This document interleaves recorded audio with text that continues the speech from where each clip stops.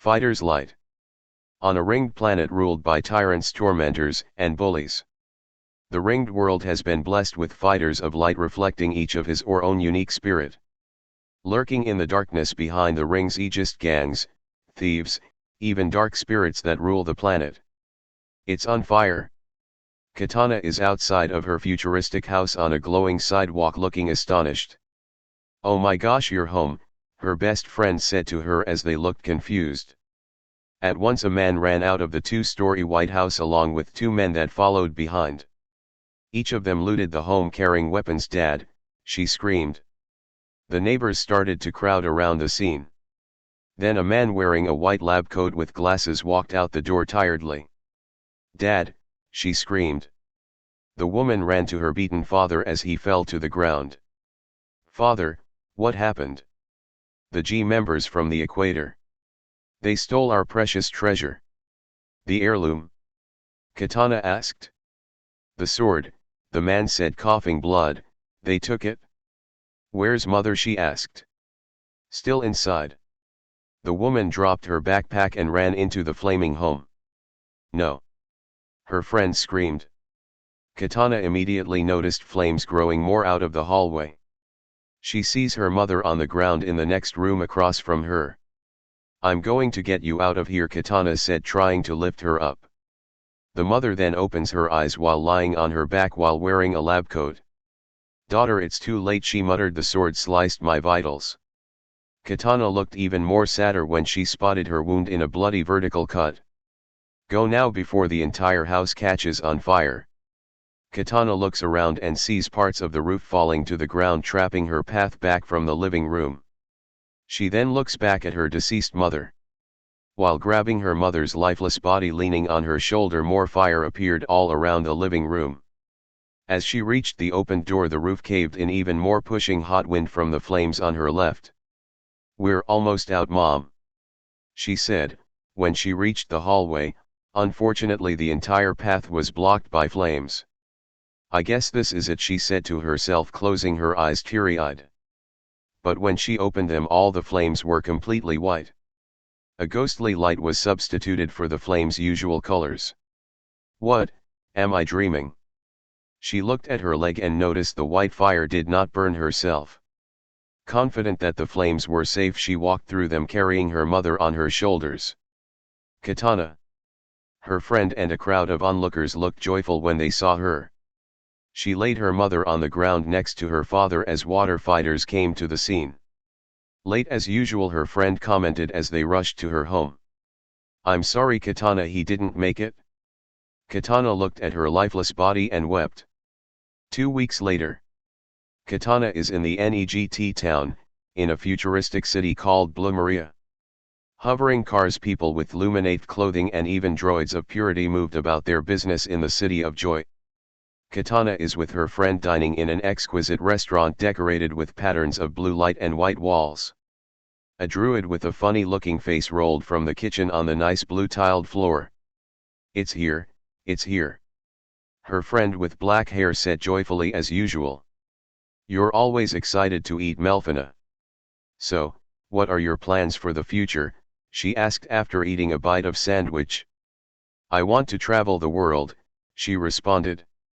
"Since my parents are no longer around, I want to move to somewhere nice. You know, some nations don't have technology like ours." She then took a sip from her straw. "I don't know how they do it," she added.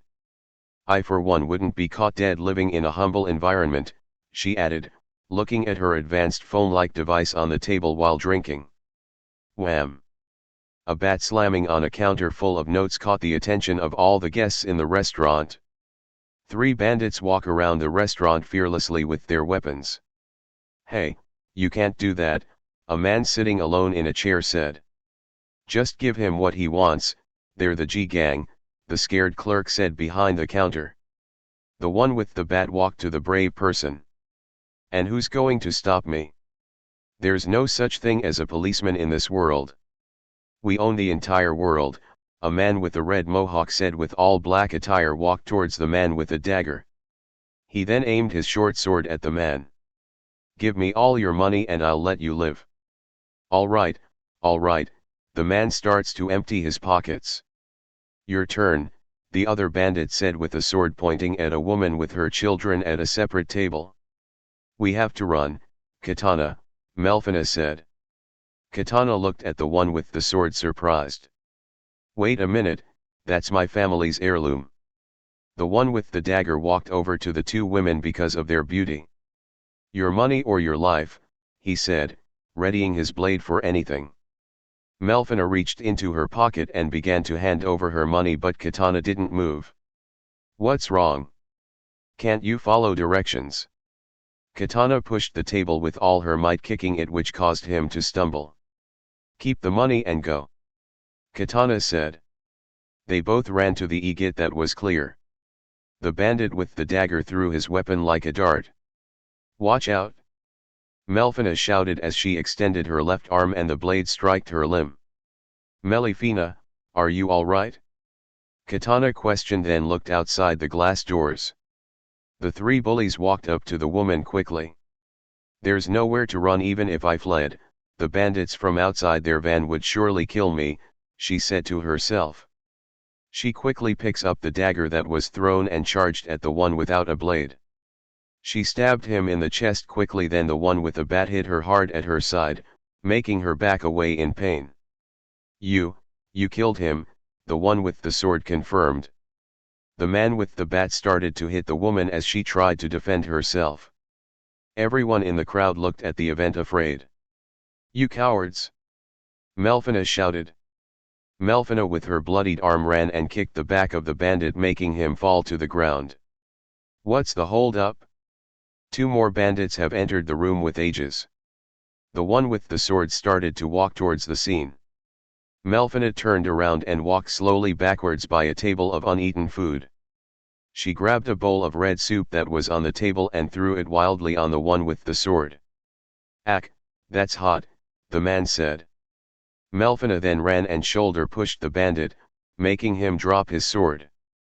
Oh come on, Benny, how many drinks did you hit? While the man was staring at the conflict, Katana ran and grabbed the sword, and as she did, a white light shined on the sword. The crowd looked amazed. The swordless man pushed her to the ground and looked in Katana's direction. You weakling, I bet you can't even use that thing. This thing is mine, she replied. You stole it from my house 2 weeks ago. Is that so? He said, walking towards her. Katana swung the sword vertically, but the bandit caught it with his own hand. The blood from his hands started to flow as he overpowered her steady assault. The bandit pushed the sword from her hand. The sword fell on the ground along with his blood. Now you have no defense, the bandit said.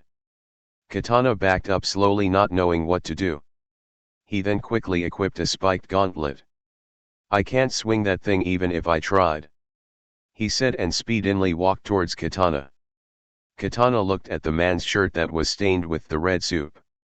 It reminded her of the deep cut her mother received that was positioned the exact same way as the red soup on his shirt. She then looked at the sword on the ground. She immediately positioned her left hand at her bent elbow, which was positioned by her neck. With her right hand stretched open, she ran towards the bandit. What is she doing? A guest asked.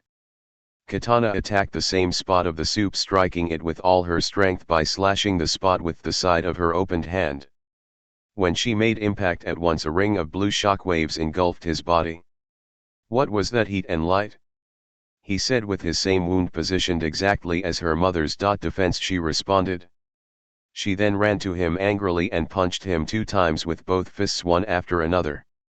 2 more quick shock waves injured the man, knocking him off his feet.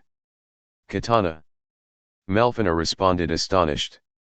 The rest of the bandits charged at the swordless woman. In sync with her psyche, detecting the multiple threats, a glowing blue ring evolved around her, similar to the ring of the planet she lives in, surrounding her like a hula hoop. They all charged at her fiercely despite the miracle. Katana shouted while she extended both arms with fist closed, punching at the man in the middle with both fists. Miraculously, at the same time, a blue shockwave of light blasted all the men out of the entrance as the energy burned up the glass doors, knocking all of them out. The crowd gathered around her curiously.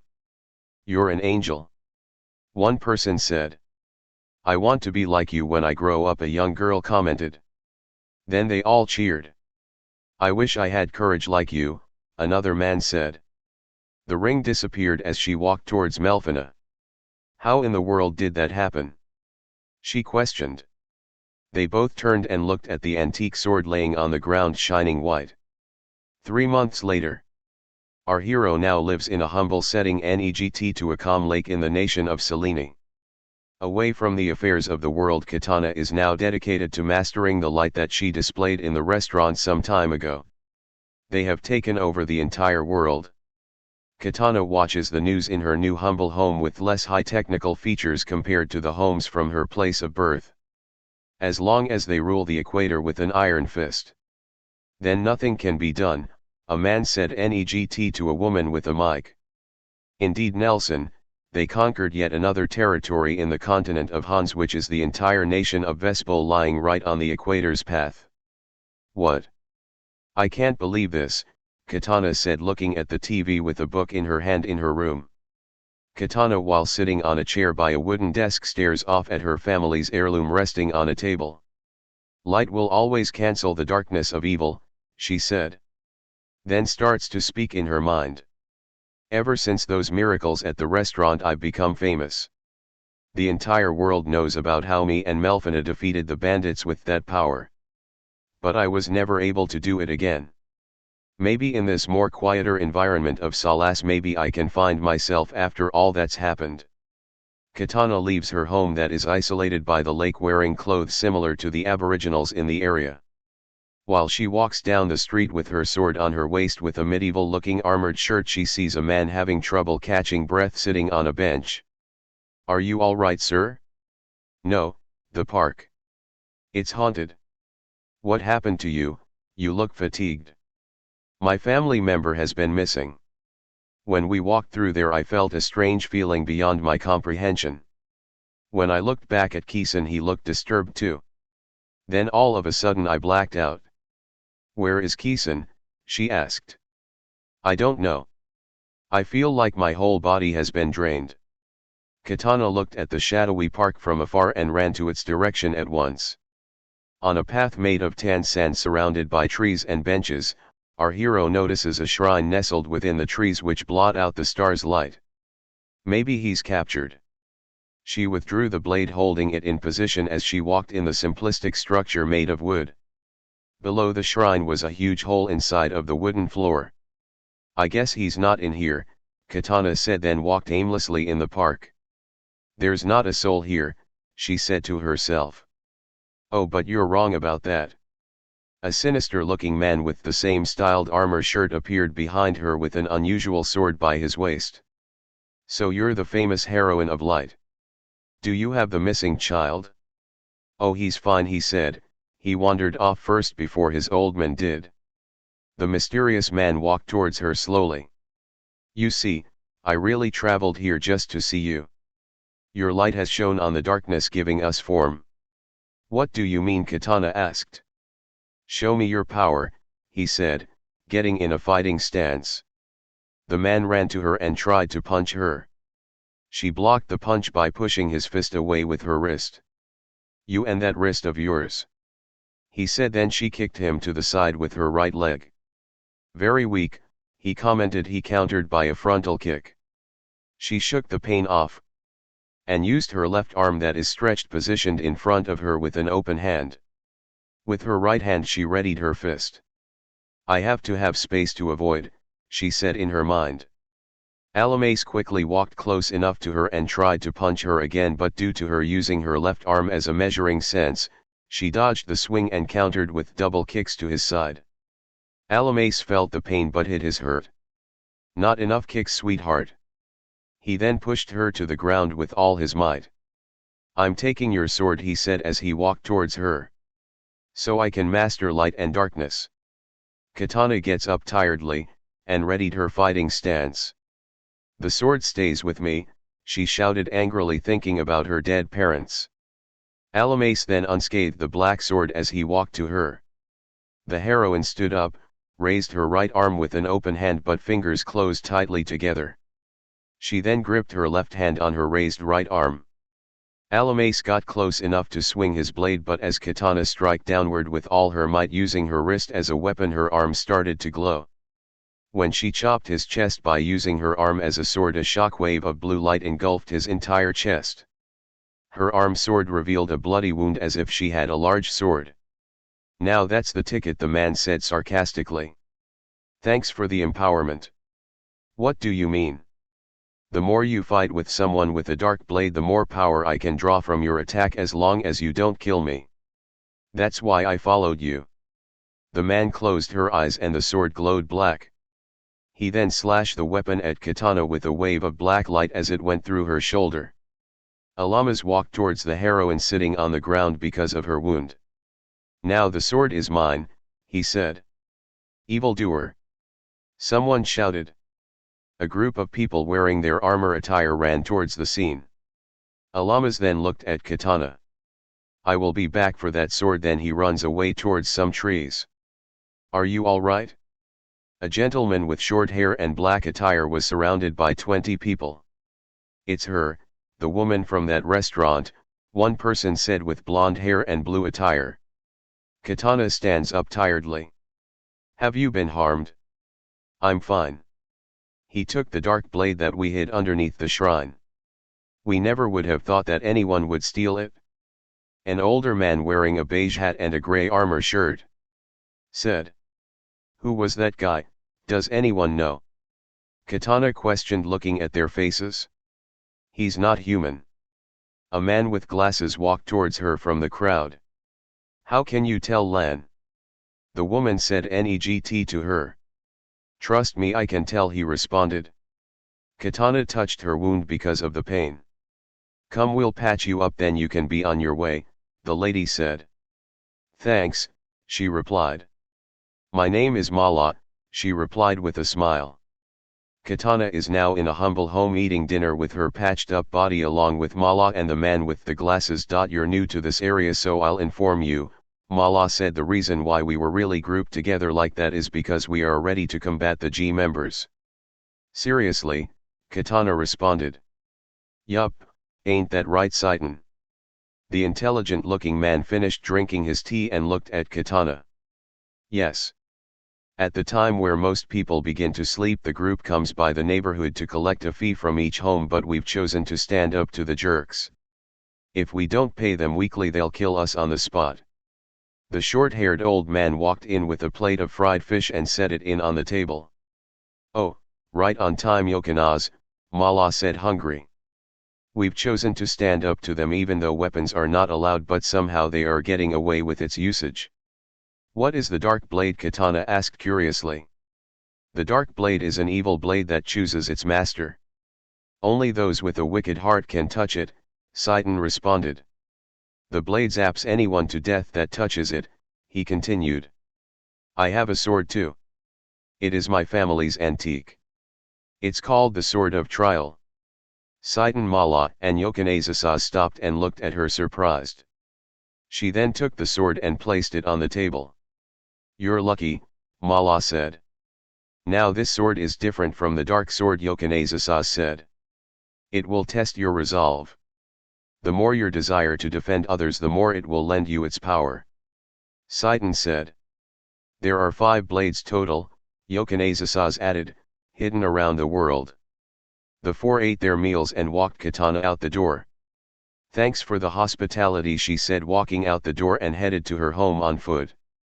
Later she is lying on her bed on her back thinking about the light she displayed. "Why do I need weapons?"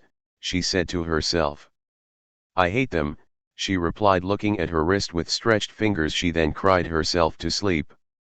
While Kitana is resting, she beholds a vision of her desperate stance using her left arm as a measurement and her right fist closed.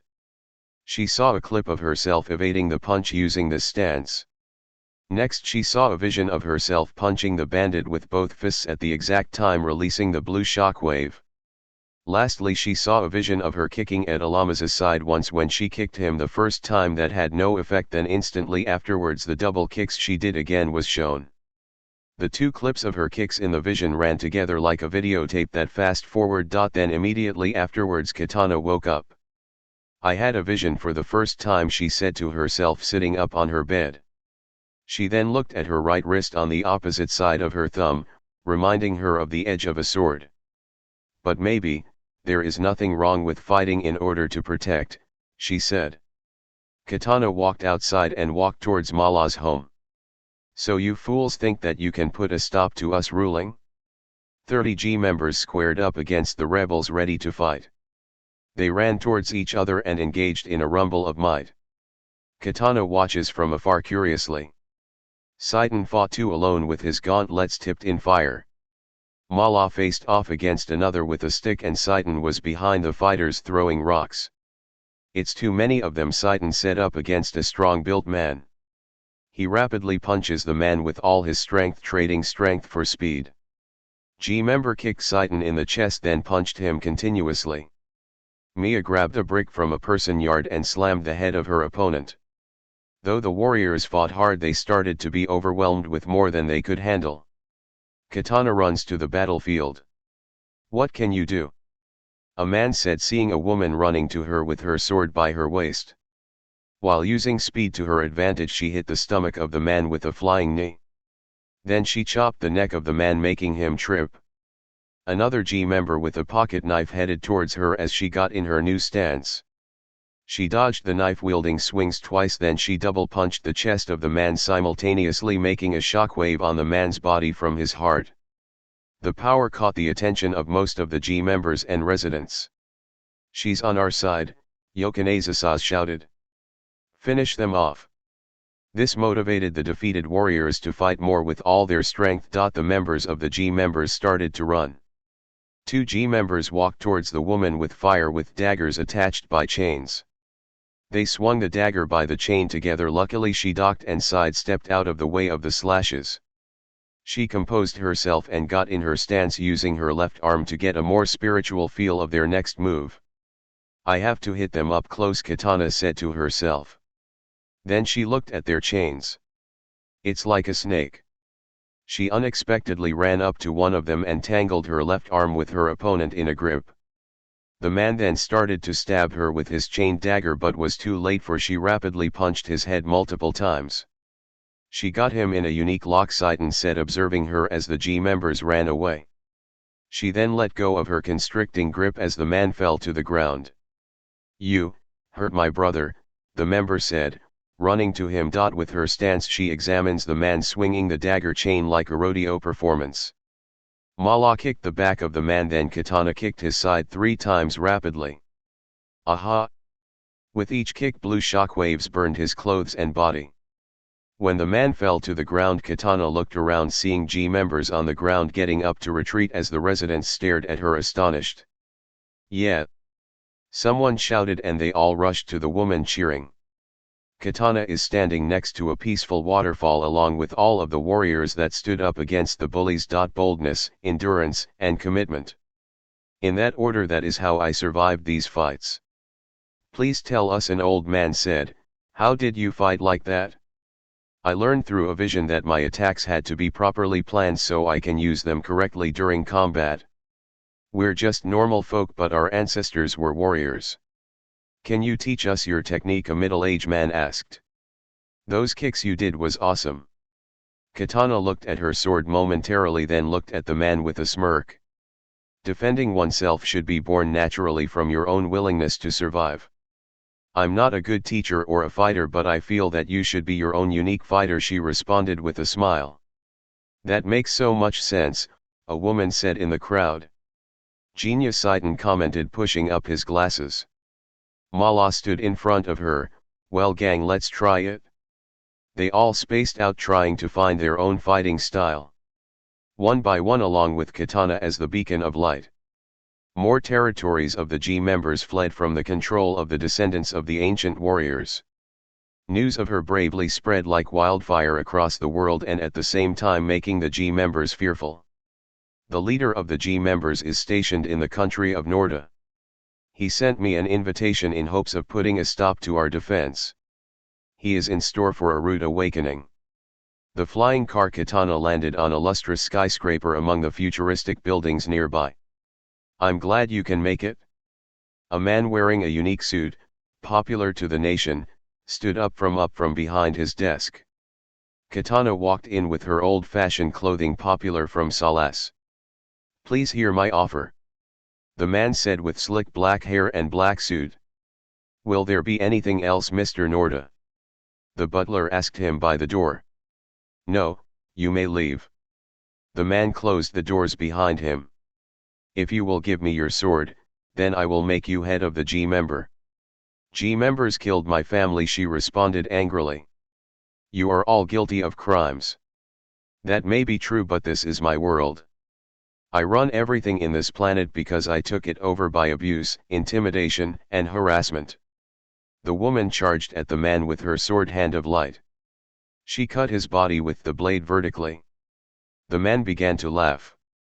He then took off his suit and revealed that he had a mechanical breastplate filled with dark light within it. The man punched Katana, making her stumble. How do you like my armor? This source is the height of strength. He then closed both fists in front of him and a ball of purple light blast out of the mechanized breastplate, hitting Katana. The blast knocked her off her feet.